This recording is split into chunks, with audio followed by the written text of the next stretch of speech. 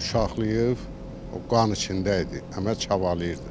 Sənə bu lazım idi, məni boğaza yığmışdın deyib arvadını amansızlıqla qətlə yetirdi. Hadisə Suraxanı rayonu Qaraçuxur qəsəbəsində yerləşən parkda baş verdi. Parkın bu hissəsində arvadını qətlə yetirən şəxs polisin gəlməsini gözləyib və təslim olub. Hadisə şahidlərinin sözlərinə görə qətil qısqanclıq zəminində törədilib. Ola bilsin ki, indi qadın kimləsə söhbət eləyib, ya kimləsə danışırmış. Bu yoldaşını görüb bunu qısqanıb. Elə biz getdik ki, uşaqlayıb, o qan içindəydi, əmə çavalayırdı. Polislər də gəldilər, gərək vurmayaydı. Get, boşan, qutarsın geçsində. Getdim, elə üstünə çıxdım ki, böyür üstə yatır. Yatmır, yıxılıb. Dedilər ki, bıçaqla vurublar. Neçə bıçaq vurmuşdu, bilmişdim. Neçə bıçağı bilmirəm.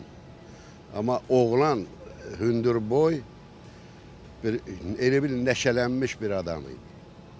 Bax belə. Sonra da bir oğlan bıçağı tapdı, getdi, qoydu, verdi. Dedilər, qoy salafana.